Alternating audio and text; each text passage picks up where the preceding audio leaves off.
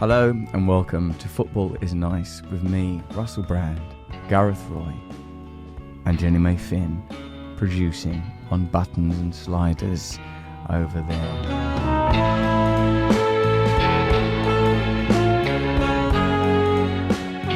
It's been an international break, so we'll be talking about the niceness of football, the meaning of football, the deep cultural pools that lay beneath its apparent superficiality of dumb competition, and talking about how it's nice. As well.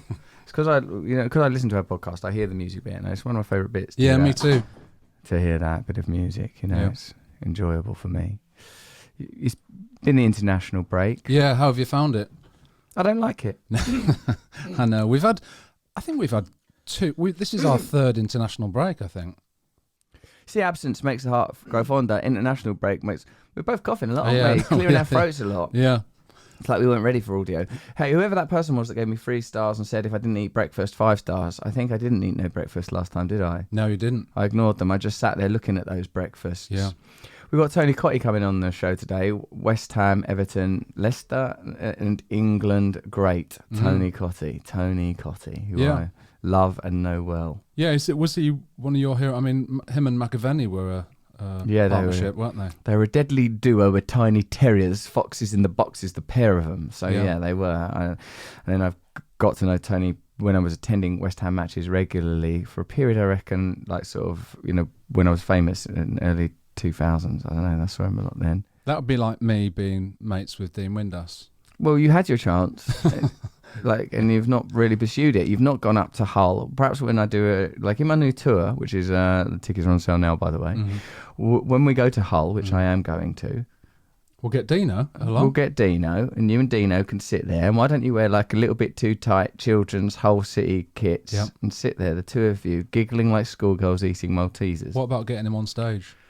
I would if you came. That would actually be... I'd take the roof off. It would take the roof off. Maybe we should try and get a footballing star for every gig. Yeah. Andy Carroll could have done Reading the other day. He's just moved there, hasn't he? Andy Carroll, yeah, you said that. It's affected you, this transfer. The main reason is that's Hull's next fixture is Reading this Saturday. And now they've got Andy Carroll, so obviously they're going to win, aren't they? Yeah, if Andy Carroll is still fit by then. I mean, I don't know if he'll play. Yeah. Then certainly it will make some kind of impact. Okay, so we've got a lot of things to talk about. There aren't no predictions, so we don't need to do that. My mate says he misses them. All right, well, let's put them back in. We'll do the predictions. We'll put them back in. One comment. No, but I got the idea. I thought they're good in their weird way. Great content, very funny, says Wellesley MC in his iTunes review. Please leave us a review there. Please, whoever is in charge of bringing in the many breakfasts during the show, kindly change the timings.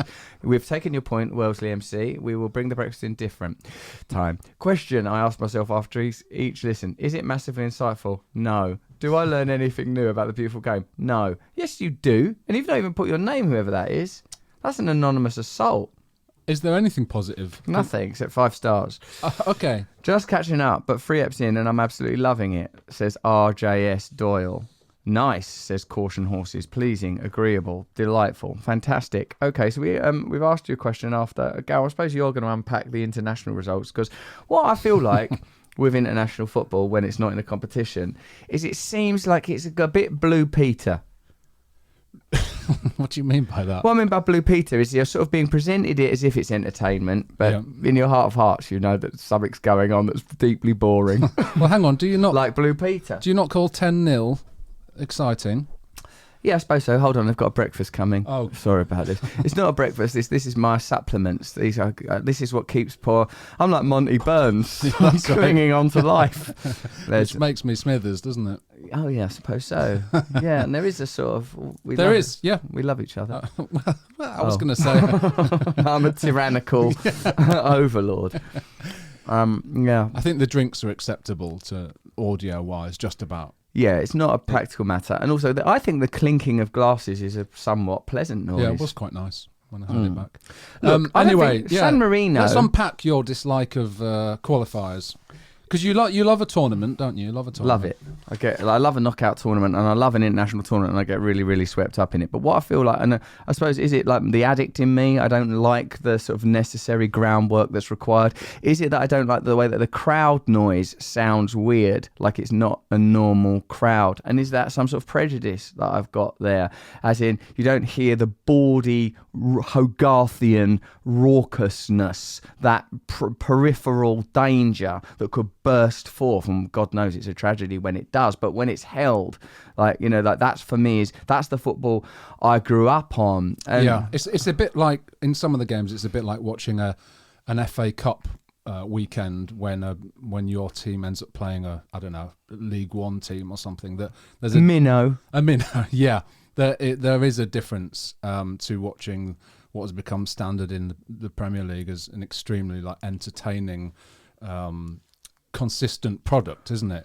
The Premier League. I mean, that's you know what you're getting. Hence why it's such a commercial product these days. Yeah, I've been bamboozled by it. But obviously you and I are old enough to love football prior to its egregious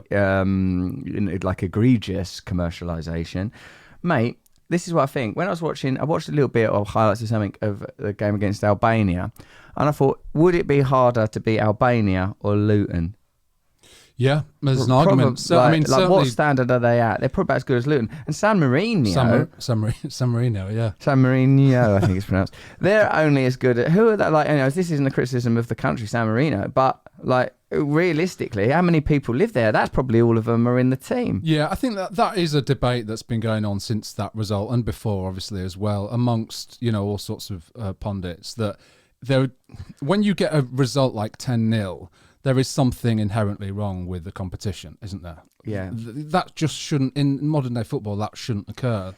And that's not to kind of say you want to punish San Marino, but there's got to be a different way of doing things. What I think is why not interesting handicaps like horse racing? Why not if Harry Kane has to have a bag on his head like he does when he's playing for Tottenham? A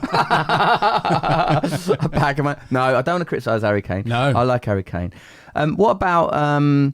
They're saying that this will be a start. This will really fire him up. I mean, that and Conte, he'll have to fire it up because there's a lot of interesting things have happened. New managers have happened. But just before I want to say this, with the quality of data analysis these days, do you know what they could do? Is they would be able to go, well, San Marino are the equivalent, they'd say. The first thing they'd do is they'd analyse the name. First of all, they've got to get him as manager.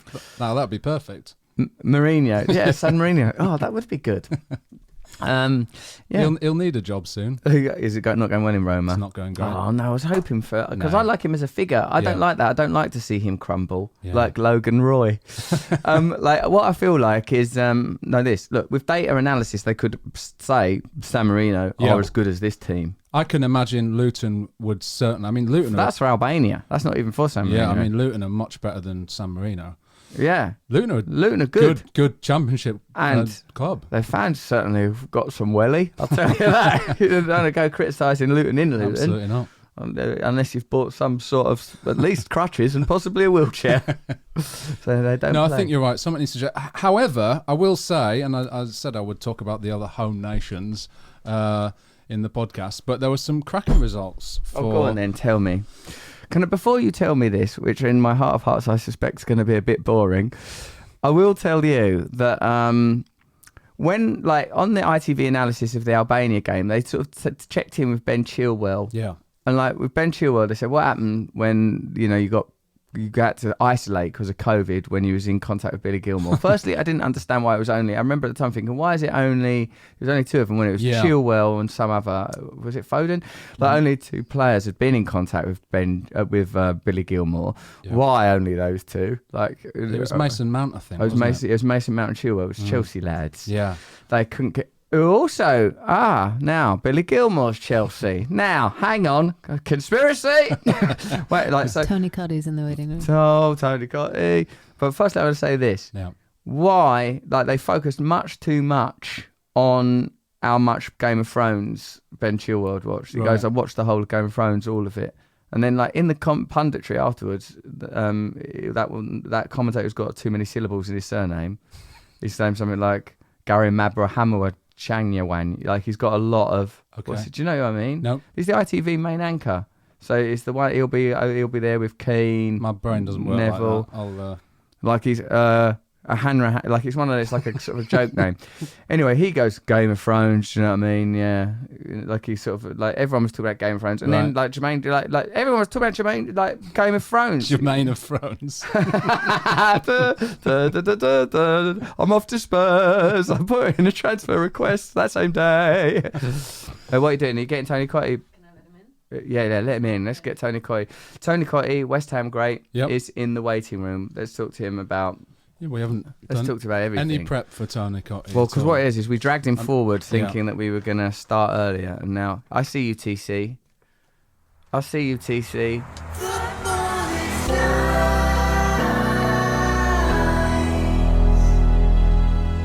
Can you hear me, Tony? Russell? All right, mate. You look lovely. I can't see you at all. Am I meant to see you or not? Yeah, you can see me. I'm on a screen. I don't know, Tony, but you've got to press the right buttons in your house. I mean, on your computer and that. Russell, I'm an ex-footballer, you know that. Yeah, I do. I know. Look, I'm watching. There you go. Look, there, you found me. As well. There you go. You were just before your time. This Admiral top, 1980. Matter of years later. That was the game I was privileged to be at the last time we won anything, Russell. I was there in 1980 as a 14-year-old schoolboy. You actually were one. You weren't playing one.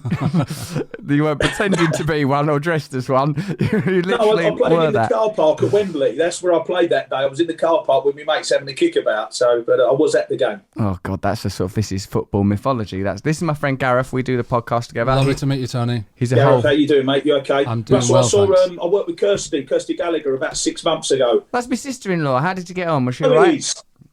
She was meant to pass the message on, my regards and all that. Did she pass the message on? Do you know what? I don't know that I remember here. Russell, I love Kirsty. She's a beautiful. Oh, she's a great girl, yeah. No, I don't remember receiving an intense dispatch about her time with TC. No, I don't. But so next time I speak to her, I'll be saying, "Where's my message from Tony Cottee? What's going on? Focus." We work downstairs in a wine bar in London, so she'll remember it. Don't worry. Just mention it to her. Well, I hope she does. I don't know what you're doing downstairs in a wine bar in London. Why specifically downstairs? That should be the cellar. That should be off limits. Tony, when you come on, we were just chatting about like the qualifiers and stuff, and I was admitting that I don't care about qualifying games. I feel like we're entitled to qualify. I think like a team like Albania is probably the ability level, no offence to Albania, of a team like Luton, and like San Marino, are probably like, you know, not even a professional football team. So what do you think about all that? Do you care about qualifiers, and what sort of level do you think they're at, and what's the point in playing these games?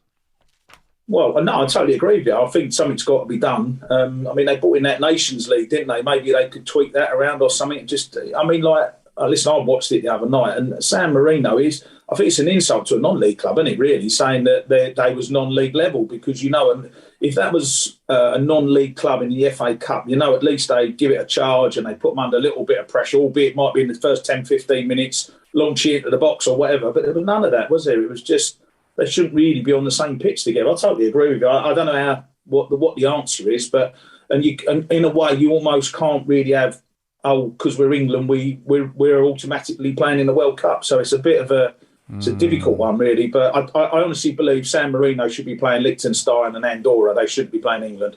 Yeah. Oh, well done. Tony's solved it. I've got a bit of a question, actually, linking those two, Tony. Harry Kane, of course, scored 4 goals. And I thought, a man who scored 4 goals against Bury when you were just 18, you might be able to talk us through what scoring 4 goals in a game is like. Doesn't happen often. No, it doesn't, no. And I also scored 4 for Everton against Sunderland in Zenith Cup or whatever it was. Like that was about 8 years after that one. But I mean, it was weird, really, that game, the Bury game, because it was we won 2-1 at Gig Lane in the first leg, and there was no sort of obvious signs that we was going to beat them 10-0, because it was a really tough game the first leg. And all of a sudden, we was 5-0 up at half-time, and I had a hat-trick by half-time, very similar to what Harry did. In fact, he did it. He had a hat-trick, and then he got 4, didn't he, the other night. So I think the aim then is just to sort of try and get as many goals as possible. And I stayed on the pitch for the rest of the game, but there was these two guys called Trevor Brooking and Alan Devonshire became a bit greedy, and they got 2 goals each instead of passing to me, I think. So I can't complain, Russell, can I? Because they was the magicians and they kept creating the goals. But no, I mean, I don't think you realise at the time. Maybe Harry does a little bit because he's done it a few times, but I don't think you realise at the time the significance of 4 goals. And I was thinking, as soon as he got that 4th goal, I thought, I'm thinking, well, get your 5th goal now, because we always go on about Malcolm McDonald against Cyprus back in 1975, and that was the last time an English player got 5 goals in a game. So, I mean, it's a wonderful achievement. Even though it's San Marino, it's the hardest thing to do is to score goals. You archive your goals and matches pretty diligently, don't you, Tony? Like, you remember stuff real well. You keep pretty thorough records, don't you, of all your goals and performances and stuff? Well, not anymore, Russell, because obviously I ain't been playing for 20 years. But yeah, you're right. I've got the scrapbooks from my career, which is great. They're all up in the loft and everything. I was just a bit fascinated with it. I like stats before stats were invented. Basically, that was a bit of a weirdo from that point of view. But I just loved the thrill of scoring a goal, and that for me was the be all and end all as a footballer. Like, I mean, Russell, you've seen me play many times. I didn't want to run around. I didn't want to chase fullbacks. I didn't want to cross the ball. All I wanted to do was score goals, and I was just obsessed with the stats of scoring goals. And I was actually really bored in lockdown. So I'm going to ask you a question. Are we recording this, by the way, or is this nothing to do with the show? This is the show. This is it. Oh, is this the show? Is it? Okay, brilliant. All right. We wouldn't take your time for just a casual for our own gratification, Tony. This is all great content. Zoomed me as a friend, and we was just having a little chat, and we was going to start in a minute. But Tony, I love you in a way that I will never be able to love other people, because you're deep in my... There will never be other people that I've had cut out pictures from Shoot magazine and stuck to my wall with blue. That's over. I'm never going to do that again. I'm never going to have little Subbuteo figures that I talk to with a little number 8 or number 10s on their back and flee like that period of my life is over now. You're in a deep place. My scrapbooks as well. Just dormant now in the loft. Please. When I was particularly bored in lockdown, I went back through all my goals. I don't know why I did it, but I just did it. And my question to you, Russell, is, bearing in mind I'm 5'7" and a half, don't forget the half, how many headed goals do you think I scored in my career? I scored 306 goals. And how many goals do you think were headers? Out of the 306 goals that Tony Cottee scores, how many do we estimate were in the air? Let's think about this. Let's think about how the game... Like, Tony is a stats man. He's a fox in the box. He's going to be getting goals from corners. He's going to be getting goals from free kicks. But many of his goals are poachers' goals, erratically achieved around the 6-yard area. How many are in there? I reckon between 5 and 10%. So I reckon 25 or 30. The answer is 44. Oh, that was a good guess. It wasn't bad, was it? Just say, most people just say because you're not 6'2", you obviously never scored any headed goals. And of course, my first goal was a header against Spurs. And you mentioned about the Bury game, and I think 2 of those goals were headers as well. So anyway, I'm digressing. I'm just waffling. I always think that about, like, when people say like tall people get more headers. I think, does it make that much difference? I mean, the ball's going to come down a bit lower, like a fraction of a second later. It's anticipation. Everyone goes on about Crouchy and how he scored loads of headers. He actually scored a lot of goals with his feet and some really good ones as well. So it works both ways. Yeah, right. It's a sort of it's kind of an assumption. It's not basketball where the height is absolutely integral because you're reaching something that's higher up in the air. Although I guess you're climbing above other players, aren't you? Right, so there is a sort of a relative component to it. When you're reaching for a ball and it's in the air, if you're taller than the defender, you are it does give you a bit. But, well, then if that's true, how did Diego Maradona get that header in the 1986 quarter-final against the much taller Peter Shilton? So, see? It doesn't make sense, does it?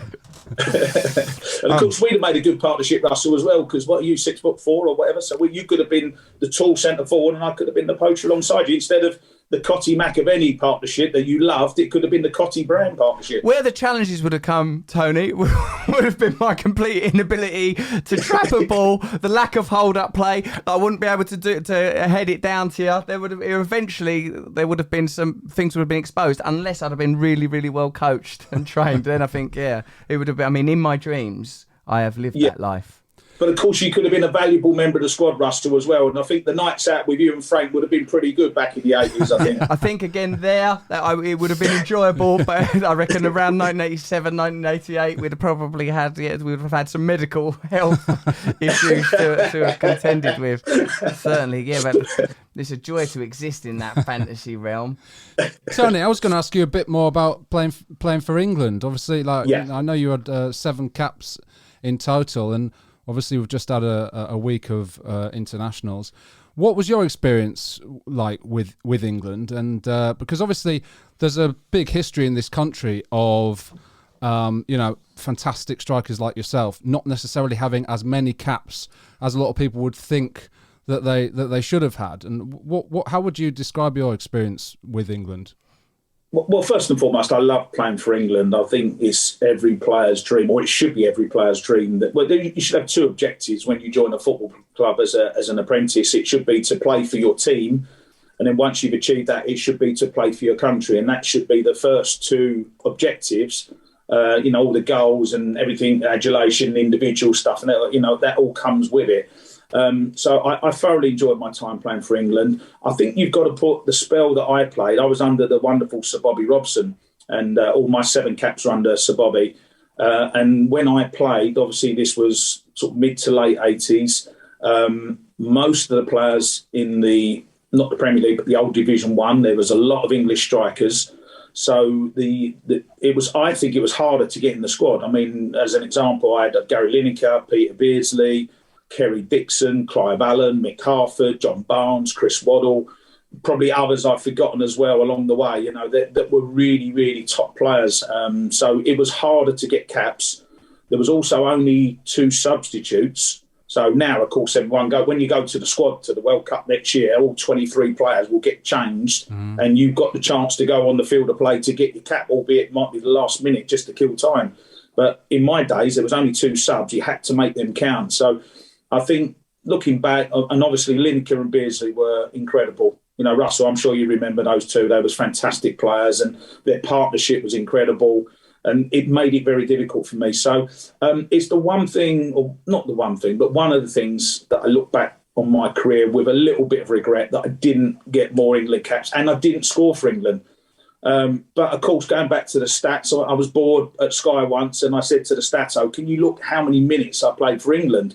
And the answer over my 7 caps is 171 minutes, which is not even 2 games. And of course, coming on as a substitute, you're cold, you've got to get used to the pace of the game. And, everyone goes, he weren't very good, 7 caps, didn't score. But of course, if you put it all in perspective, then, I'm just incredibly proud that I played for my country. And if I name people like Billy Bonds, Julian Dix, Steve Bruce, they never played for England, and they were fantastic players. So I'm just proud and pleased that I played the 7 times for England. Mate, well, when you've played for several top clubs with big fan bases that are devoted, specifically, obviously, West Ham, Everton, and Leicester, how do you? I know you're a West Ham fan, but how do you determine in your mind? I think this a lot when I watch pundits, which is the club that you ultimately, say Souness, Liverpool and Spurs. How is it which is the one that you sort of in your heart, and then how do you manage it? If you're in a context with Leicester or Everton fan, because I'm assuming I know it's West Ham with you. Right? How is it that you sort of manage talking to them in a respectful way? And do you know what I mean? Is it some sort of adultery? How is it that you determine which is the one that is your heart? Yeah, I mean, I think, Russell, you know the answer to the first question was, of course, I'm a West Ham fan. When you're born in West Ham, I've got it on my passport, birthplace, West Ham. I love that. It's brilliant.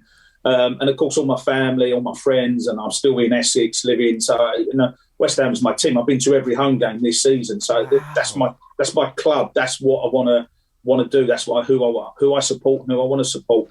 I think I wouldn't use the word lucky, but where I'm fortunate is I went to Everton, fantastic football club, and Leicester City as well, who obviously over the last 5-6 years have been unbelievable. And I went to both those clubs and I scored goals. And I think it buys you a little bit of patience from the fans. And if you're scoring goals, I think people remember you for scoring the goals, don't they? And what I'm trying to say is that, if you have bad games and don't score, then fans don't really remember you as a player. But if you have bad games, which I did, I played over 700 games. They weren't all good games. But when you score the goals, people go home and go, oh, what a rubbish game that was. Oh, but we won 1-0. Who scored? Oh, Tony Cottee. Yeah. And you just identify with you as a goal scorer. So when I go back to Everton, which is once a season probably, and I still do little bits of work for Leicester, the fans are brilliant with me. They love me.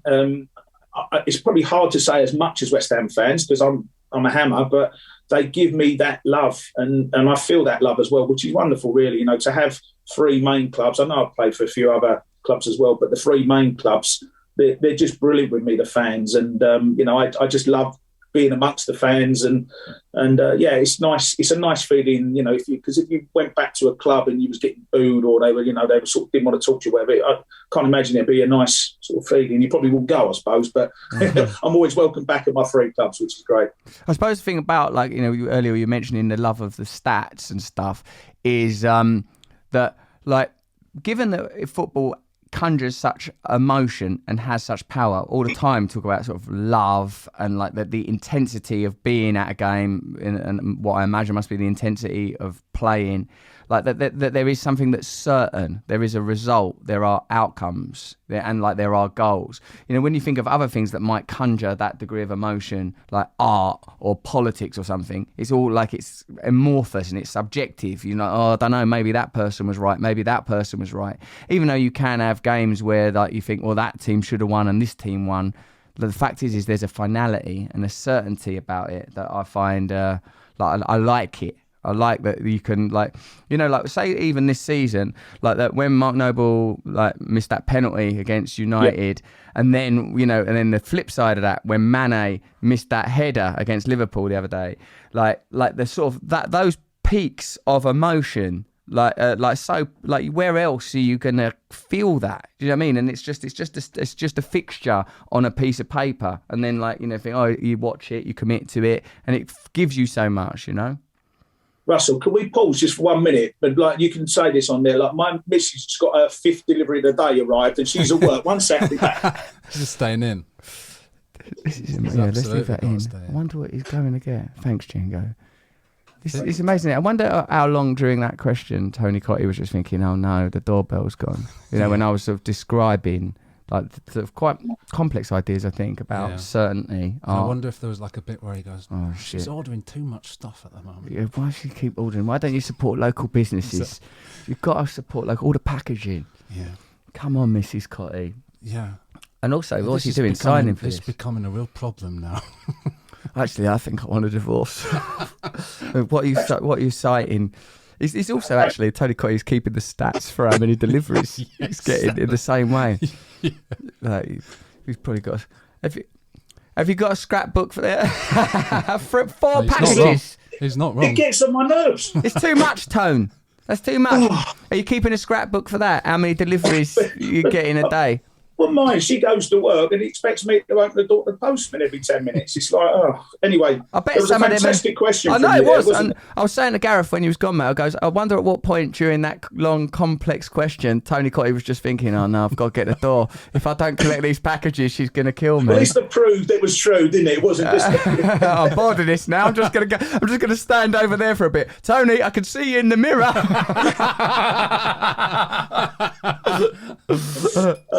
I do actually remember the question. I think you were talking about the passion of football, and I think there's a couple of things. I think with football, and listen, it's not just football. Listen, I'm the same as you. Football, for me, is the best sport in the world by a million miles. But there are other good sports. There is rugby, there is cricket, and that. And I think the good thing about sport from a participation point of view is that when you play as a kid, and obviously we're all various levels of talent, but the one thing is that I think you learn about life experiences that you're going to go through in later life. So if you start playing football as a 7 or 8 year old, which most of us do, you're in part of a team. You're going to learn to win. You're going to learn to lose. You're going to get hurt. You need to have determination. You need to have intelligence to get into all the things that come into play later on in life. I think you learn that very early on in a team sport. Not just, as I say, not just football, but there are other good, great sports as well that you can learn that. So that's the first thing. And then when you then become a passionate spectator that I know you are, you're not going to get that feeling, of the ecstasy of West Ham winning, and we're passionate Hammers, but there are other people that will watch this and they'll relate to it, that you follow your team with such passion. And it's very, very difficult in life to find something that just gives you that release of emotion. And also as well, what I like about football is you can go, and I always say, you pay your money, and a lot of people, it's hard-earned money, particularly nowadays. It's such a tough life. And you pay your money, and you can go there and you can absolutely slaughter someone and say, you're rubbish, get off, you're rubbish and all that. And then 10 seconds later, he scores a goal. I always said he was a good player. He's the best player. You get those real emotions, don't you? And as a Hammer over the last, for me as a fan, I've been, 50 years as a supporter and a player. We don't get too many highs. So when you get the highs like we are this season and last season, I think we all get a bit carried away with it, but quite rightly so, because it's been a long, long time and there's been too many downs, hasn't there? So, but football gives you all that. And, that's what I say. It's the best sport in the world, I think, by a million miles. Yeah, we are massive. How are you finding it then? How are you dealing with it? You enjoying it this season, being a West Ham fan? Tell me what your experience has been like. Yeah, it's been great. It's been really good. I don't know whether you know, I left Sky about 3 months ago, so I've had Saturdays free, which is great, and Sundays as well, because they've been in the Europa League. So I think I've just made a decision that I want to go back to being a fan. And when I became a player, people used to say, what do you sort of miss? Like, you're a player and all that. What do you miss that you can't do? I say, being a fan. All right, I might be up in the corporate now. I normally see you, Russ, then I'm in the corporate. But you know what I mean? But there's times when you go in with the fans or whatever, and you enjoy it. And I love being a fan. And I'll go with me mate, and when a goal goes in, we've been cuddling each other and jumping up and down this year. And there's a real feel-good factor about the club as well, which has not been there for a long, long time. It probably... The last time we had a team that you watched where you felt they was going to win every game was the 86 team that you remember so well. But that's 35 years ago. So, there's a whole generation, my twin boys who are now 23 included, who have grown up as 23-year-olds, and they're like, well, Dad, do West Ham lose every week? Well, no, that's not the point, son. You just got to go and watch West Ham. But, of course, now they're loving it. They're enjoying it. And I think it's great for all West Ham fans that they're having such a good season. I hope it continues. I'm sure there's some twists and turns coming along the way, but I honestly believe this could be a really good season for the club. What about Ogbonna's injury? Is that going to make a difference? Do you think Dawson will be all right? And do you think we'll spend money in January? And what will it be, a forward? Yeah, well, we got Dawson and we got Diop as well, who can obviously fill in for Ogbonna. But it is a massive blow because I think the partnership with Kurt Zouma was looking so good. Those two, certainly since Kurt arrived at the club, they've been fantastic together.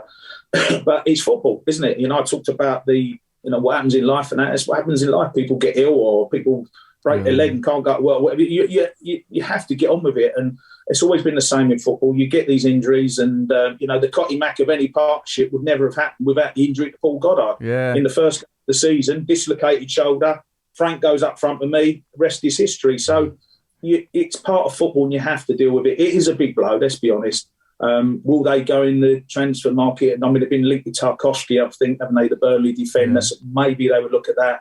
There's been a bit of investment in the club recently, as I'm sure you're aware. So there should, in theory, be some money. But as much as I would probably like some cover at centre half, I think cover for Antonio, buying a centre forward, I was frustrated in the summer because I think there was a good opportunity to buy some good forwards and we never took it for whatever reason.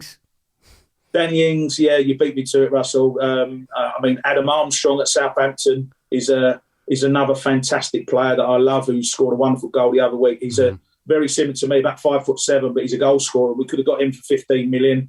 I'm trying to think of the other one. Tammy Abraham, of course, went to Italy, 34 million. Danny Ings was 40 million. So there's been opportunities to get forwards, and anyone who can score goals, these sort of players don't come along too often. That's my big fear. And of course, you go into the January window, and the 10 million player is now 20 million pound because it's January. So, I think we've got to trust David Moyes. There's probably more chance of Jesse Lingard coming back as a sort of false number 9 than I think as maybe buying a panic centre forward. It upset me when he scored that goal. Gal's got something to say. Speaking of Antonio, I'd love to get your opinion on Antonio as a striker who scored as many goals as you did, Tony. I mean, I'm not a West Ham fan, thinking about Antonio, I'm sure like West Ham fans and yourself know a lot more about it. But from an outsider's point of view, it seems like a kind of phenomenon, the Antonio situation. He's so good at West Ham and so proficient, scores so many goals. He's so strong, he's so confident. He seems buzzing the whole time. He's happy. He's enjoying his playing career. How has this kind of happened? Because obviously everyone kind of knows that he didn't start off as a striker. He's come from a lower division, like a lot of players at West Ham at the moment. But he's turned into, I don't think it's going too far to say, easily one of the best strikers in the league. And I'd be fascinated from a striker's position to know what your thoughts are on the evolution of Antonio and how he's become this, one of the best strikers in the Premier League. I mean, he wouldn't look out of place at any other team, you would say. No, I agree. You said, all what you said there. I think where he's unusual, excuse me, is I think we've seen centre-halves go and play centre-forward, and we've seen centre-forwards go and play centre-halves over the years. There's been a lot of good players that have been able to play in sort of dual positions. But for someone to arrive at a football club as a right-back and then end up wearing the number 9 shirt as a centre-forward is an incredible achievement. I don't really know the answer to your question. I don't know at what point David Moyes or whoever it was looked at him and thought, I think he could do better. But I think when he arrived at the club as a right-back, it was always better going forward. There was no doubt about that. I think his defensive duties, he would sort of be too busy trying to get forward across the ball, and then we would get caught out defensively, which was why eventually he got moved. He got played as a right wing back, and then eventually got put into right midfield and played left midfield at times as well. And then someone has obviously seen enough. Maybe it was just in training. Maybe you look at someone in training. He's got all the infrastructure you would need as a centre forward, hasn't he? I mean, he's quick, he's strong, he's good in the air. He's a finisher as well. When he gets into certain position, which has improved as well over the years. So he's got all those attributes, and someone must have just looked at him and gone, well, we'll give it a go. And it's for West Ham's game, no doubt about that. I'm really sad about England. I've got to be honest. He's playing for Jamaica, and there's two things. Firstly, there's not that many English centre forwards. He should be in the England squad. And secondly, all the travelling, going backwards and forwards to Jamaica, is not going to do West Ham any good in the international breaks. But having said all that, he's a wonderful player. I don't know about you, Russell, but when I watch him play, what I love about him, I don't know what he's going to do. And I don't think Michail knows what he's going to do as well. And that's what makes him so fascinating and so unpredictable, because he's just got everything, and he smashes into people, and he'll miss an easy chance, and then he'll get a goal. And you go, oh, my God, what a goal. And he's just a fascinating player to watch. When you describe that, and in response to Gareth's question, what I feel is that the psychological attributes of a player that must be hard to observe, other than someone's very determined or they're positive. That's such a mercurial and odd thing to understand. When I was looking, when you see from I think it was the second goal against Liverpool, when he's putting his arse into Alisson, if this geezer's like a aggressive person to deal with, and I feel like that, he's like a high vibrating force that must be a real nuisance to be around, and it'd be intimidating. I think that sort of psychological component makes me wonder so that's what I attribute some of it to. Of course, there are technical abilities and physical abilities that are the realm of professional analysts such as yourself. But watching the psychology of Antonio, he's a bright force. When you see him talk, he takes the piss, he has a laugh, he's a funny. And then watching them, he's a hustler and a hassler. He aggravates people. You can see that. He feels like, and this is not meant to be derogatory comment at all, but he feels like a kind of old school striker in that sense, doesn't he? Because that's exactly what he is. Yeah, you're right, Gareth. Exactly what he is, and I think that his desire comes from coming through non-league football as well. And we've seen so many examples of this. Of just very quick off the top of my head, Ian Wright, Les Ferdinand, the Stuart Pearce even. In the modern game, you've got Jamie Vardy, and these guys they miss out on the first 5, 6, 7 years of their career You know, I was the complete opposite. I was in the first team at 17, so I was there, I was performing, playing in front of crowds. But if it doesn't quite work for you, which, listen, sometimes it could just be a lucky break, you might get injured, manager don't fancy you, it could be anything. And then all of a sudden, instead of playing in the first team for West Ham, you're playing at Dulwich Hamlets or wherever it might be, and you're going, wow, what happened there? I was doing so well. But I think if you're mentally strong, Russell touched it, if you're mentally strong, you've always got that point to prove, and you work your way back up. You know, look at Vardy. I mean, what he's achieved, that is well worthy of a film, because it's incredible what he's achieved. And you know, he must be so mentally strong to get back to where he is now. And Michail's very similar. You know, he's got a point to prove. You know, he dropped down, and then he sort of was journeyman and floating around, and he was at Forest, and then West Ham, and you know, he's 31 years of age now, and he's probably thinking, well, I've had a 14-year career, but 7 years at West Ham or whatever it is, and then the 7 years previous where everything wasn't going right for him. So, you know, football, it throws up stories like that, and I think that is a lot of Michail. And in terms of his physical presence that you touched on, at a corner, you know, the last thing Alisson wants is Michail Antonio growling at him, and what it does.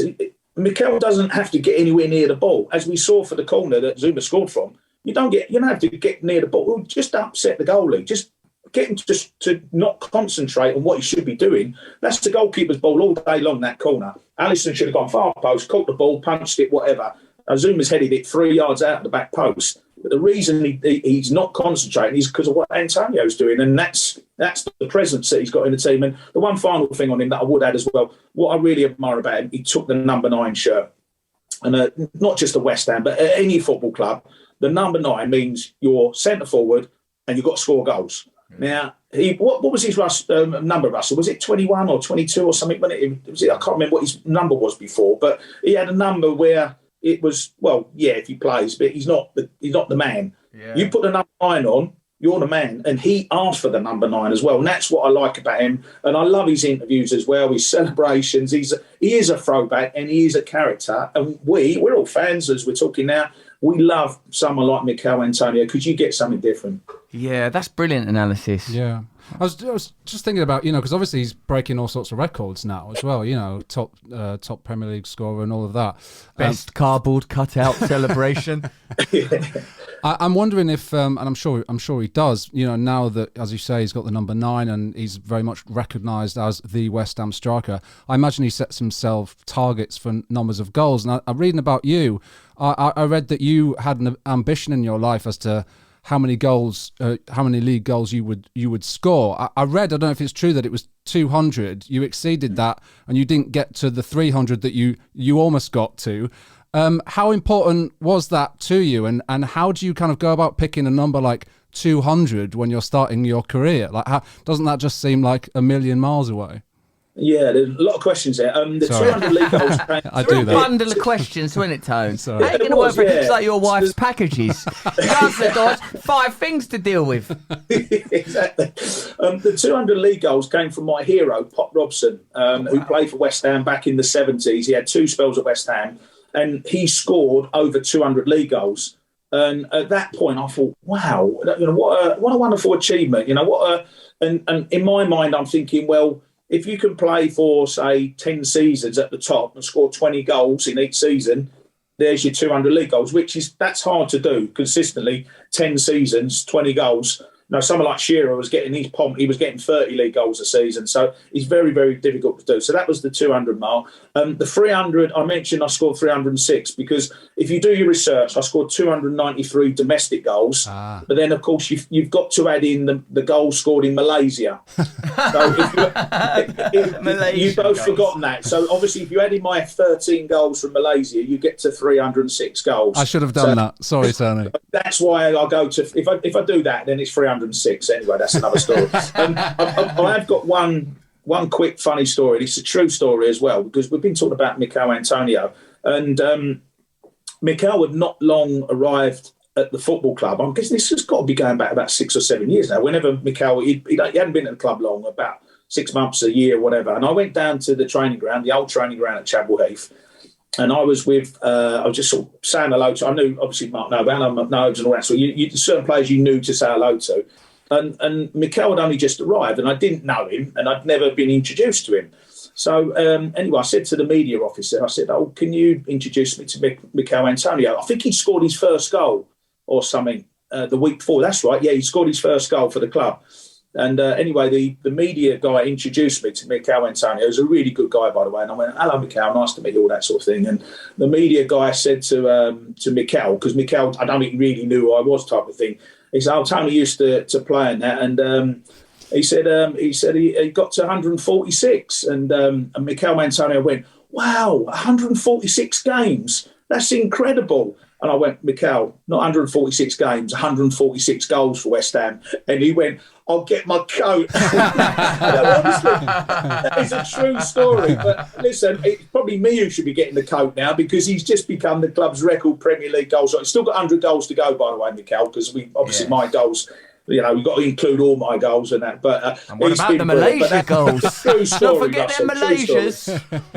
Yeah, exactly. Tony, it's so lovely to have you on, mate. What a great contribution you've made, both to West Ham as a fan, as a player, as a goal scorer, and now as an analyst and forefather and elder of the game. Tony Cottee, thanks so much for coming on, TC. We love you, mate. Russell, absolute pleasure. Gareth, nice to meet you. So nice to meet you.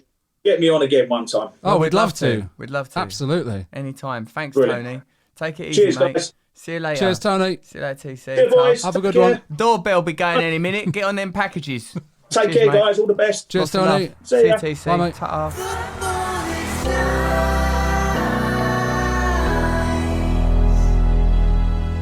There he goes, Tony Cottee. Oh, Wasn't he lovely? so lovely. I guess to get any He looks better. well, doesn't he? Very well, very healthy. He looks the same. He's not How old changed. is he? 50 odd? Mid? Well, he said that he'd been a fan for 50 years. I think he's 56 from what I've read here. That's he looks great. I liked it when he told a story, because when I was watching him during that bit, it's really nice when someone's totally relaxed. Yeah. He's gone totally relaxed there. Yeah, because also I was relieved when he told the funny story, because sometimes I think my questions are quite boring. No, your questions are nice. And I liked it that he pointed out that there was too many questions in there. Everyone does that now. What's weird, mate, is that, everyone does do it. Yeah. Everyone notices that that's what's happened. Yeah, that's too. It's basically, this is what's going on. Is I'm thinking, I've got one chance here. Get all your questions You're in. like Eminem in 8 Mile. Yeah. He says, "Your moment, you lose it, get it." Ask Tony Cottee 8 questions in one go. You don't. This is your chance to show. Yeah, That's you really hit him up with a lot of questions. Yeah. But you did well, I think, Thanks, ultimately. mate. I enjoyed that very much. I could have talked to him for a lot longer. I was relaxed. I felt like I sat back in my chair. I took my tablets. I saw you take your tablets. If I take my tablets, There's a lot now. of tablets in there, aren't there? I feel sick. There's too many tablets. I've really overdosed on that's a lot. tablets. You all right, Jenny May Finn? Yes. Have you got anything to contribute to the world of football? Is nice. Have you done anything football related? No, but I did notice that San Marino lost. Hold on, let me write that down. San Marino. It was on a television near me. on television. They lost on the television. Did you have any feelings about it? Of course, you're Irish. You don't care about England. If anything, you regard England with I like antipathy. it when I see Gareth Southgate on the television. Why is that? Because you met him that time. Yeah, and he's really nice. Tell me about that again. He looked at me and I thought, wow. He didn't That's ignore me. He looked at you. you. When you're in a group and people are talking and someone's really famous, and I usually, from working with you, stand behind you so not to get in the way. You get out of the way of the fame. Yeah, but then when he was telling his little story, he looked at me and the person he was talking to. Was there a famous person there? There was lots of famous people there. What, Jen? Where are you in this story? I'm at Ed Sheeran. You're at Ed. What do you mean you're at Ed Sheeran? We're at one of Ed Sheeran's shows. Where were you? On his abdomen? You're at Ed Sheeran. You're treating him like a theme park. I was on Ed Sheeran's leg, which was one of the best rides. Oh. Yeah, I was at Ed Sheeran. Yeah, and so you're backstage at Ed Sheeran. Yeah. Who are you with? Justin Hawkins. You're with Justin Hawkins out of the darkness. And then Gareth Southgate comes. I mean, this is a weird story. When we both went, look, it's Gareth Southgate, while we were watching Ed Sheeran. He's Ed Sheeran. Probably has he got daughters or something? At Southgate. No, he was with his wife. Okay. And then we went, we'll go over and get a selfie. Well, I didn't. They got a selfie and I'm in the background. You're in the background of the selfie. Oh, it's just the top of my head. Let's see this image. Get that. I'd like to see that you image. literally can only see the top of my head. That's the kind of photos of you that I probably would prefer. And then they started talking, and Gareth Southgate turned to include me in the comment. And thought, Well, he's a gentleman. What a nice person. He is a gentleman. There's no question about that. Yeah. Was Ed Sheeran there? Ed Sheeran was on stage. Why are you not focusing on Ed Sheeran? What? He's trying his hardest. We did. Was this during? This yeah. was during the gig. Yeah. So Gareth Southgate Hang on, goes why- to see Ed Sheeran with his wife, then just goes backstage. No, chats to it's Justin side of stage. You know, he's playing a big field. There's like 75,000 people at it. So Gareth Southgate, he's, Yeah. I mean, he can't be in the field, can he? No. No. He's in the wings. And the wings in a field are quite big. Why don't we just use that clip on its own? The wings in the field are quite big. Jenny May Finn. That can be your epitaph, Jen. Every time I see England play, I want them to lose, but I don't want Gareth to feel bad. Did you get the idea that he was into the music or not? He 'Cause it seems like a doesn't sound person who like just it. appreciates everyone. He's like, Ed's doing a real good job. It's great what you've done there, Ed. Yeah. Well done, mate. Yeah. That's what he's known for Yeah. now, isn't it? You know, he's I can kind see of, why he's a good coach. He really lifts your spirits. Yeah. He lifted my spirits. Well, what they say about England Just now is looking at it's got the club mentality. That's what they say about that. That's why England have advanced in the way that they have over the last few years under Southgate, that it's a club mentality. What do So you mean maybe by that? he was doing that at the festival that you were at also. Trying to create a club Yeah. mentality. Club mentality. Yeah, people did rally around him then There you after go. the show and felt very. Everyone just liked talking to him. He does it wherever he goes. Yeah. Wherever he goes, he creates a club Club mentality. mentality. Mm. He's at KFC. Okay, you're doing really well. That's lovely. That. Yeah. Let's not think about the poultry industry more deeply. That's a troubling. That's a bigger question. Yeah. But you guys here at KFC branch here in Bromwich, you're doing wonderful stuff. Yeah. You give me an extra ketchup. Thanks very much. Great That's stuff. lovely. That's lovely. I mean, that's going to eat into your overheads, of course. Now, these napkins, obviously one per person, but let's be realistic. You're eating KFC with your hands, you're going to need two or three wipes. Maybe those little ones that are sealed up, them wipes. Yeah. Yeah. Well, thanks for coming. Club mentality. One of the issues is he wasn't focusing on Ed Sheeran. Yeah. But I think that's because he put it secondary to creating the club mentality. Club mentality first. That's first. Sheeran. Hold on, I've realised how we can improve this. This Geordie lad. Yeah. Okay. Well, that's nice. There you go. Nice. Another story about Gareth Southgate. Just, there you go. It goes along with what do you they mean another say. Story? Well, I guess what it is since the games this last week, there's been a lot of stories about positive stories from players who really, when they speak about, I heard Tyrone Mings, who speaks extremely well, I have to say. He's an absolute future pundit, speaks so well. As a lot of England players do these days. I guess they're all coached media-wise. Anyway, he speaks very well and very kind of passionately about Southgate and how Southgate has had a massive influence on his career and the kind of, as I say, the camaraderie and the mentality within the England camp and what a difference it's made to the way that they view playing for England and to the fans view England. So it's a real, I know he gets a lot of plaudit, Southgate, but it's nice to know, isn't it? It's rare that you can speak about someone in such a high position in such positive terms these days. Jen's found that photo. I can see from the look of joy on her face. Found Like, it. the thing is when you have a very elite manager, you expect there might be a bastard. Exactly. That's the thing. You welcome, Spurs, I mean, we'll come on to Conte in a minute, but they're welcoming Conte coming along and they will take any kind of negative aspects of Conte with him as long as they win games, just like Chelsea did with Mourinho. Mourinho has antagonised, huge parts of any squad that he's ever coached. And yet... Do you think you would get on with Mourinho? No, I Don't you? Well, I look, feel like I would get on with him. I think ultimately I would, whatever manager I needs. had, I'd do exactly what they say. I've made this decision. Yeah. I'm not going against It him. wouldn't matter. I would have been terrible under, some of the worst leaders in the world because Oh, right. Yeah. Let's just go with Stalin because it's like, even though the murder rate is, the death toll's high, unfortunately.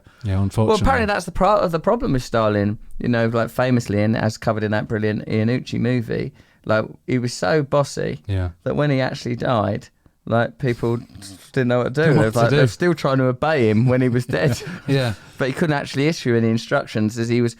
That again shows the futility of becoming a dictator because you will die, and at that point, your whole dictatorship is in ruins. At least from your perspective, even if the dictatorship survives, what does it benefit you? As our Lord says, what does it benefit a man if he gaineth the world but loseth his soul? That's what Jesus would say, both to Stalin San Merino, who we're Conte. not comparing. Conte, what does it benefit a man if you turn Spurs into a top 4 team but loseth your soul? Well, it benefit me because it's my bloody job. Well, don't argue with Jesus, Conte. That's our Another Lord. brilliant impression. Yeah, borderline It's very racist. much method. Russell. Well, I'm a bit like Daniel Day-Lewis. I became a shoemaker for 1 month just to do that impression. But he didn't make no bloody shoes. I'm not Geppetto, innit? Well, Geppetto didn't make shoes either. He made puppets like Pinocchio, his little lad. I've made myself a little lad. Okay, Geppetto, I've got no more questions on that subject. Why is he in this workshop? Why is it he's got that protuberance on his face that grows when he lies? I don't answer these bloody questions. All Listen, right. speaking of Conte, Yep, which and is what was speaking of happening. Harry Kane, this is all relevant. Yep. Maybe this turnaround in form is to do with Southgate and his squad mentality. Or Club, whatever you said. Club. I did say club, sorry. Or maybe it's because Antonio Conte has banned ketchup at Spurs. Why have you mentioned ketchup twice in the last minute? Why? In totally different There you go, situations. it's on my mind. So he's banned condiments. Get rid of these bloody condiments, you English pigs. He's gone in there. No mayo, no mustard. No mayo, no mustard, no ketchup. He's banned like unnecessarily. And you Condiment is by its nature unnecessary. It is, yeah, and he's cut down on. Well, I think he's got rid of any like high fats, buttery things, sandwiches, stodgy meals. Apparently, this is what he did at Chelsea when he came in 2016, and he's doing the same at Spurs because what he said is people are overweight. You're fat. What I don't understand is how any elite. You're eating too much bloody ketchup, like poor Gascoigne. This has got to stop at some point. Right, sorry. if you don't encourage me, I'll stop. But it's Stavros. Yeah, I know. Yeah. Yeah, go on, sorry, mate. No, but how is this still going on at high level, like Because I elite thought football Wenger teams? was the point where we stopped that. Wenger said, right, lads, like remember when Ray Parlour got on Merson in that documentary, like he made us chew our food 100 times, like we chewed the food till it was like soup. They were making soup in their mouths. Because Wenger didn't just go in to Arsenal and start changing diet. He changed the way people ate their food. Yeah, how much they chewing it enough. chewed. That's incredible. That level of detail. They must have thought he was mad. That's really micromanaging. How many times have you chewed that food? I don't know. We cut a chomp down on it. Cut times it is down the old gullet. No, 100 times at least till it is like soup potage. Till it is like potage. It's an incredible thing to do. You've got to admire anyone who goes in and it's micromanaging. You've got to be a control freak to be a manager, and it seems that Gareth Southgate's control freakery is rendered in a very complicit, consensual manner. Yeah. And how far would that take you? See how like we're trying to achieve ideas of equivalency. We're always saying, oh, what would that player have done in the game then? Like what type of professional or English, at least, club are San Marino or Albania, and they disrespect their countries, the equivalent of? Like with Southgate, like what I hear a lot on TalkSport, is like them going, what club would he come in at? Yeah. Like would it, like, because like now Simon Jordan, I think he's a bit harsh sometimes on Southgate, because they're always saying, well, he's not won anything, but actually he did get to like semi-final and to a final, and he goes, yeah, but they were sort of gimmies and like, never had to play no one good. He goes, oh, Germany, it weren't a good German team that we beat in the Euros, and as soon as we come up against good, but that's too harsh. No, I do think that's harsh, because that's the case for anyone who wins any major tournament. Or certainly it is like at international level. You don't. The nature of international Portugal, football. then you've got to beat Germany, then you've got to beat Spain, then you've got to beat France. Not only that is those elite, those top teams won't always be at their best. Like a France in the Euros that just weren't the France of, who won the World Cup recently. They weren't as good as them. It's like teams, especially at international level, go through cycles.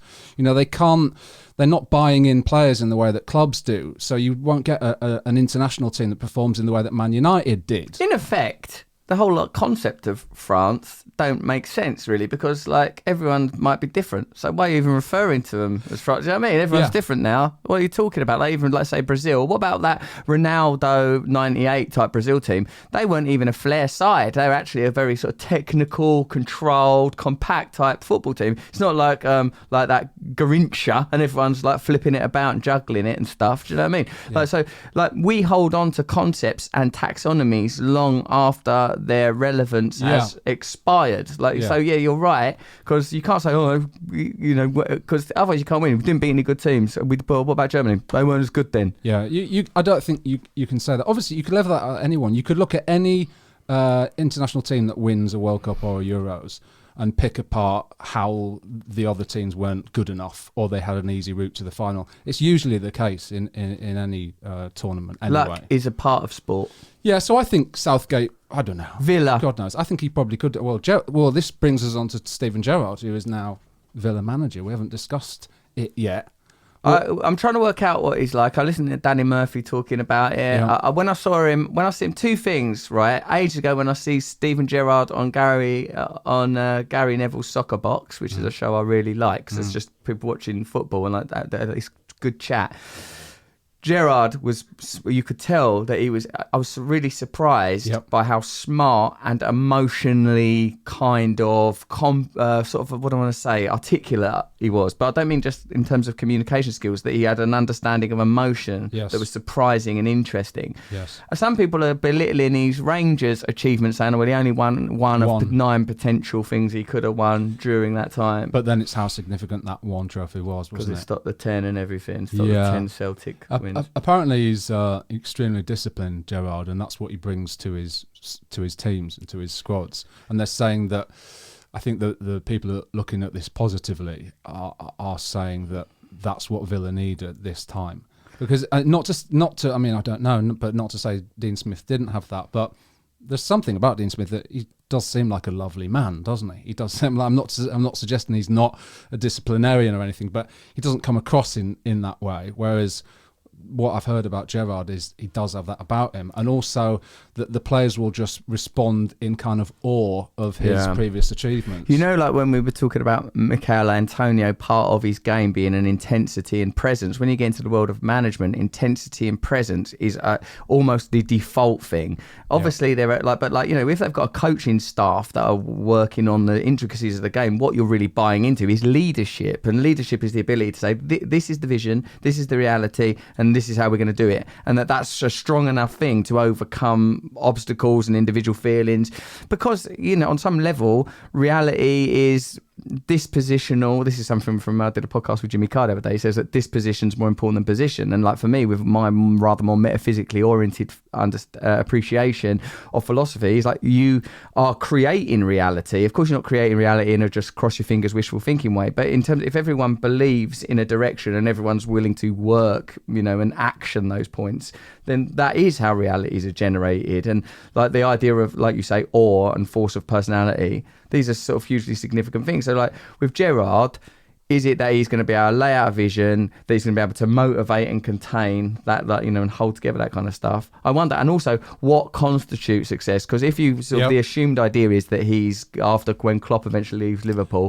where's Gerrard going to be in that exact moment? Yep. And if Villa don't, what have they got to be? They've got to qualify for Europe, really. If Villa are sort of mid-table, that's the end of Gerrard's Liverpool dream, I think. You can't, because Liverpool after Klopp are going to point whoever, and it's got to be. I think you're right in that sense. It's actually a really high pressure situation. Yeah, that's for what Gerrard. I thought. Because if he'd have stayed at Rangers and continually sort of won titles, which again I suppose obviously is a pressure situation, but at least you have the resources and the sort of context.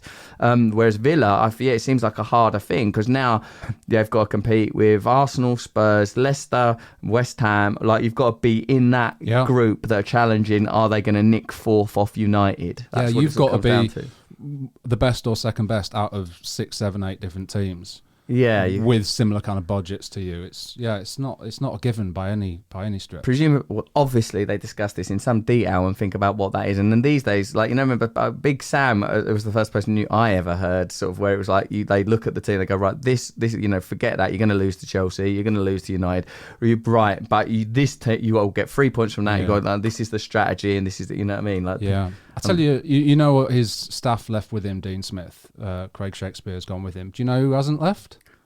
Tell me Foo Fighter remains. Austin McPhee. That's his name. That's his name. He's Scottish. Austin McPhee. He actually works with the Scottish national team as well. I'm not surprised. That makes sense. He's a set piece specialist. In case anyone doesn't know who we're talking about someone who he was an assistant to Dean Smith at Villa, and he looks out of place because he looks like a rock star. He's got long, sort of dirty blonde hair. He's a bit Kurt Cobain looking, and he's sort of like, when you see him like next to Dean Smith, like it would be odd to see them two go on a road journey together. Dean Smith, and now who we know is Austin McPhee. Having spoke about him every week for like about 10 weeks, now you've actually gone to the extraordinary lengths of finding out where he's called. Well, I wonder if he's gone with him, but he hasn't. Villa have retained him. We're not letting go of Austin. Dean, you can get out. You're boring. You, though, you wild thing. You're staying exactly where you are. Don't wear that Mac again. Sleeveless shirts is what we want from you. Pierced nipples. I want to see you drinking rum on the sidelines. I want to find you unconscious at half-time, sprawled naked, making angels in the centre circle. That's the way we're getting into the Europa League. Well, I don't know about that, because I'm a set-piece specialist. Well, make one of your set pieces crowd surfing. Yeah. Very nice. And speaking of Dean Smith, I just thought I'd tell you this. I thought you might find this humorous. Is that Smith, because he's taken over at Norwich like a week after. Too soon. Rebound. Amazing, isn't it? Like a week later after Jenny's Club, sacked. Norwich. Yeah. Well, again, this is divided opinion with Norwich fans. I think some Norwich fans say, no, it's not good enough. He's not an upgrade necessarily on Farke. But others saying that it's a smart appointment because it does give them a chance. They're only 6 points away, and even if they go down, it'll be a good chance of getting them back up. But anyway, nonetheless, he's back after like a week of unemployment. That's too soon. If you moved in with another person after a week, right? If you get divorced, 1 week later you're living with someone else. I'm not just talking about a casual physical encounter. Or like sort of a drowsy evening at a wine bar, sort of maybe crying a bit and then sort of fumbling lovemaking. How do you know what I did? I didn't That's tell all you fine. this. I accept that you do that, Gareth. You've got to cope. It was weird when Tony Cottee said downstairs at a wine bar. Yeah. I thought that's a lot of detail. Maybe it was Gordon's, that one that's downstairs. It is nice. Yeah. God, what's your life like? It's fairly. That's the downstairs wine bar. It's called that. Yeah, it's near. It's on Embankment. Yeah. You go. I'll tell you what. I don't agree with the way you two are living. Going to downstairs wine bars. Yeah, it's classy. Yeah. It's classy. Doesn't in it, sound Jen? it. Yeah, it's nice. It is. Tony Cottee, Although the sister-in-law. downstairs is like a cave. It's cavernous, and I can barely stand up in it. What are you all lot going there for? I didn't know you lived this life. Well, this is years ago, but I remember We it. weren't together Good when we old went. days. Yeah, I didn't go with Jen. Because Jen's with Gareth Southgate, just looking all doe-eyed at him. Yeah, I like Gareth Southgate. Yeah, I know you like Gareth Southgate. Just to tell you this thing about Dean Smith. Yeah. So he's had a week out, and someone interviewed him and said, it's amazing that you're back in football already. And he said, I've been in football since I was 16 years old. And in that time, I've had total of 3 months out of football, and I didn't enjoy it. He's predicted. Yeah. Dean Smith, football addict. I like the way he looks back at that 3 months. I didn't enjoy That's that. over, like a presumably he's got to be 40 odd. So that's over like a nearly 30-year period. He's only had 3 months out, and it sends shivers down his spine. Yeah. Even to think about it. Some of that time might have been on holiday with his wife. He probably or something. was, yeah. I hate this. Yeah. I'm sick of her. Well, no, we're not. What do you mean? I'm not going back to the room to get you left the suntan oil. Forget it. I'm going to try and get a job at Norwich.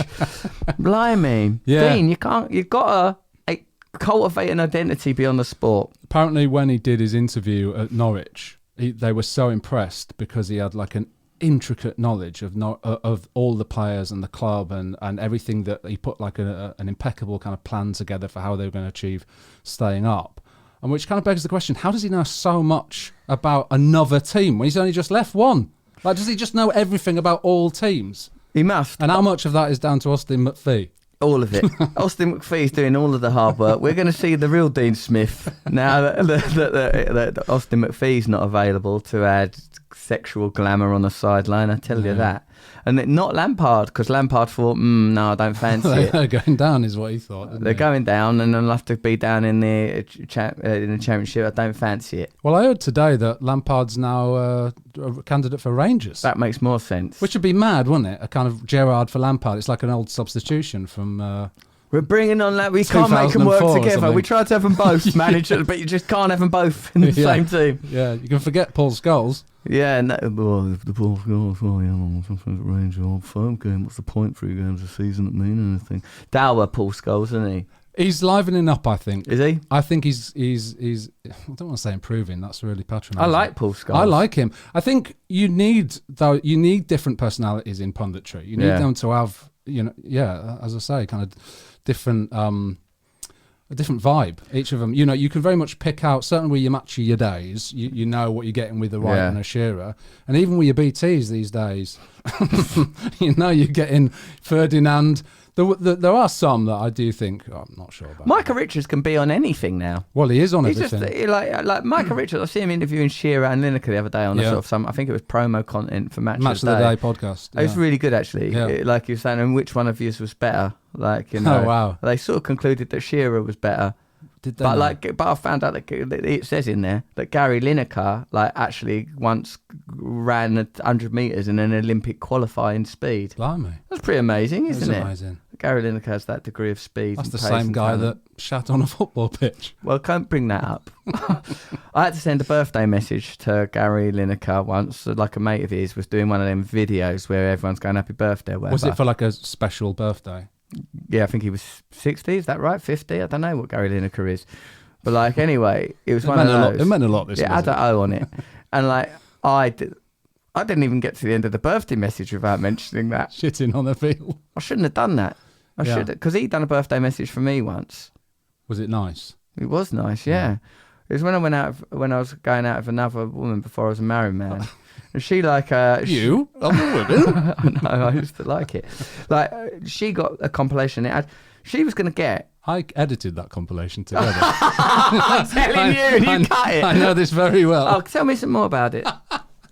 It was good, wasn't it? It Gary was Lineker. actually brilliant. Adam Curtis sort of was narrating. This is a story about a man who was born in Essex. It was very good. And there was, I think there were some West Ham players in there as well. Adriano. Adrian, yeah. Oh, yeah. I didn't know. You can't just put an O on everything. I'll tell you what it is because I'm learning Spanish at the moment. And the main thing you do is you add an O on the end of everything. Is that the same in your magic classes? Basically. Whoa! Beholdo! It's a great Russell Brando. How many cards have I got in my sleeve? None, I mean. Which ball was the hand in? Oh. Yeah, that is all my... I've stopped doing the magic lessons now. Have you now? I've made my point. How many did you do in total? 4, and I learned enough magic. I only wanted to do enough to do tricks just for to my make kids. yourself invisible. All I needed was to learn how to cheat death, how to reverse time, and how to situate one of me in the government of every major country in the world. And with that achieved on week 4, It turns out it's just by putting an O at the end of every word. shut down the WEFO. Start having more direct contributory democracy, yo. That's all you had to do. That's all you need. That's all that was required. Here comes the Jen leaning. 72 minutes. 72 minutes. Show us the photo of you back of your head. Yes. It's the top of my head. Can I just mention about the home nations? Go on. I know it's boring. So boring. Scotland beat Denmark 2-0. Now, Well done, Scotland. Denmark were unbeaten in the group. That's the phenomenon. They went mad at Hampden Park. Good day. Absolutely. I was listening to it live, and they were cutting between England beating San Marino 10-0 and qualifying for the World Cup, and Scotland beating Denmark 2-0 and making it to the qualifiers and being seeded for the qualifiers, which is really important. That's what that was. That was what that was. They've got to do another extra Oh phase. yeah. That's not fair. Yeah, but the jubilation around Scotland and the kind of journey that Scotland have been on, they're like they've really transformed under Steve Clarke. It's kind of an amazing story. And so, it sounds like the vibe, when you hear, like you were talking about the vibe at a football stadium that you kind of miss in internationals. Yeah. When you heard it at Hampden, it was like, this is amazing. I'd love to be there. It sounded phenomenal. I watched some old Celtic Rangers games where I'd love to go. There's about 5 people get sent. It's like, Mark Hidley, he's off. And in fact, they don't say sent off. They say another phrase. He's like they said some phrase that really surprises me. Like, ended O, does it, Ross? It does end in O. Send the offio. That's how to really reach the people of Scotland. All right, let's make sure that we've covered. Anyway, and then Wales got a draw against Belgium again to. Well, that is good. I recognise that it's so they good. get a home tie now. Were Belgium trying? Of course they were trying. They don't care about and then it. Northern Ireland drew with Italy, which denied Italy qualifying. So they're in the playoffs Yeah, they've as got to well. do some more qualification. They Well do, done, yeah. Northern So, like- Ireland. Well done, Wales. Well done, Scotland. Well Yeah. done, Gareth, for making this a proper football podcast. Well, I just think they can be a bit boring, the internationals, especially when you have to, deal with playing, San Marino and stuff like that. But I also think there are some really fascinating, interesting stories with the other home nations. So. Yeah, but it's interesting. Like, I think the whole thing of international football, isn't it? What do I want to say? It's a weird attitude to transfer your allegiance to your nation. Like, it sometimes feels a bit like, do you know what I mean, Babalu Peter? I sometimes mean a shallow affinity and a kind of performative. I know it's very real and visceral in a tournament, but like sometimes it's like, sort of like clap for carers or something. Like you feel like, this isn't really the thing we should be doing. This isn't really the thing that this is a sort of, we're being sort of tricked here into caring I know about what you mean. something. I think that's more pertinent to being an England fan. Right, yeah, because if you're Welsh or Scottish or, then you actually, your national identity is something that's been oppressed. And, absolutely. Yeah. And I think it becomes extremely important. Whereas England is weird because England, we've still, probably in terms of our identity, got that dominator culture stuff going on in our heads. So, like, if you don't see yourself as part of that, then an affiliation with a group within that seems, particularly as football is ultimately, still has strong class connotations, and then if you sort of if you're then allying that to the nation, it's a sort of a, what do I want to say, a homogenized version of like First World War troops marching to their certain death to protect interests that are not beneficial to them anyway. This podcast we haven't started the videos yet. no, let me get that. Yeah, sorry, I shouldn't have said that. All right, look, let's do these things so we've gone on too long. Yes. Football is nice. Question of the week. San Merino, you wrote this. I'm even reading it and I'm still saying it wrong. Thumped 10-0 by England. What's your most humiliating experience related to football? 10-0, yeah. That's right. That's what happened. MDF29 on YouTube said, I once met Fernando Torres when he played for Liverpool. I caught his attention with a swift hola. He came over and spoke to me in Spanish while I smiled blankly before he turned away and walked off. That's amazing. So this is all about humiliation, yeah. Well done, mate. Good work.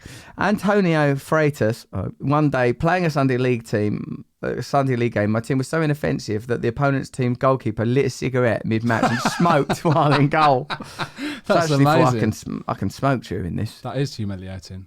Yeah, that's too relaxed. Yeah, it's like something out of The Simpsons or something. I thought of The Simpsons then, because I thought of when Homer Simpson fought Drederick Tatum, and in that fight, Drederick, who's a sort of a Mike Tyson parody, and now he's winning so easily that he's gone to speak to Charlie Sheen in the crowd. And you hear the bit of the dialogue of the exchange between Charlie Sheen and Drederick Tatum. He's going, "Oh, they do magnificent lobster there." They're talking about restaurants. Okay, Ozzy Hartley. I was playing so badly for my local team, the ref went and spoke to the manager and said he should take me off because I was ruining the flow of the game. the referee. No, you're ruining the flow of the game. Oh my God. That's amazing. These are fantastic. These are really good could be like intros, episodes these. of Christina shows. Well done, Christina. This These is good. could be like TV shows, all of them. Every single one of these is a Speaking bit. to Fernando Torres and go, hola, and then him thinking, finally a Spanish speaker. Yo estoy muy solitario aquí en Inglaterra. Oh shit. That wasn't good Spanish, that, by the way. Karen, my Spanish teacher, would be fuming if she heard that lack of conjugation. That woman should have done is just stick an O on the old Russell Brand technique. You'd have been fine. Alex Beard, I got trials for QPR youth team and thought my moment had arrived. I was very keen to impress, so when the guy said who's playing left back, I thought I'd show how versatile I could be. There were only two facts I needed to tell you about that day. One, I never played for QPR youth, and two, the right winger who was also at the trial was called Raheem Sterling. Oh my God, I'll be all right. I'll be able to track back with this guy. Oh my word, that made me shiver with excitement. It's amazing to hear little Raheem as a lad at QPR. Beautiful. Johnny Davis. It was my first game for a Sunday League club and I started on the bench. The manager had so much to look to me, so I thought I'd warm up in front of the dugout to show him I was good to go. Unfortunately, after a particularly enthusiastic jumping jack, I ruptured all 4 ligaments in my ankle. The game was put on hold for 30 minutes while St John's ambulance gave me gas and air and I was out. That's a cartoon. That's incredible. Yeah, these are like sort of Curb Your Enthusiasm episodes for football. I'll show him I'm fit.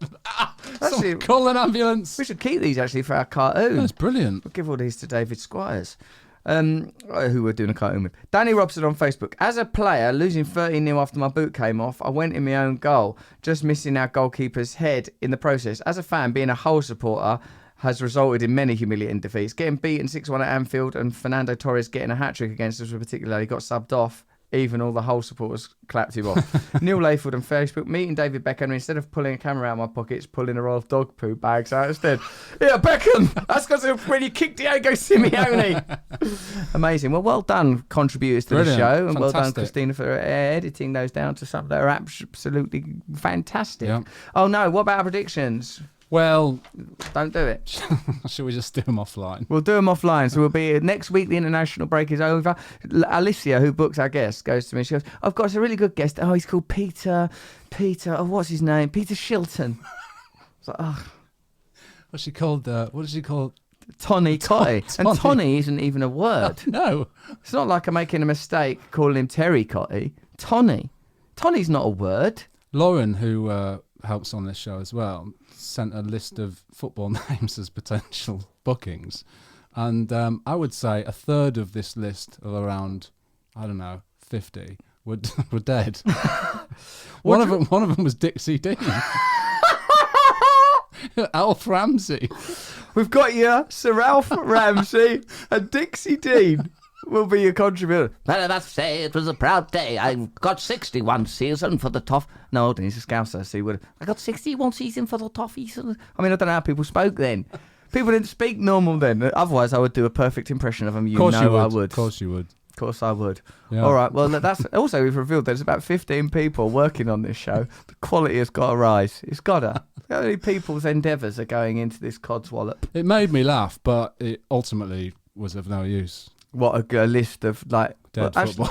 A list of dead football. It's just heartbreaking. Where are they now? Yeah. Roll call, like a montage on Remembrance Sunday. Da da da da. Dixie Dean. Da da da da da da da da da da. Sir Alf Ramsey. Da da da da da da da da da. Come on, it's ridiculous. Yeah. Right, I've stopped there because then I started to work up the comedic idea of dead footballers, and all the ideas that came to me were bad ideas. Good, funny ideas. If we were in a very esoteric comedic environment, but not for something broadcast, it would be in the realm of bad taste. All right, so let's where we've been too many times. Let's wrap this up then. Yeah, we said we'd do an hour. We've done an hour and 20. Right, football's nice.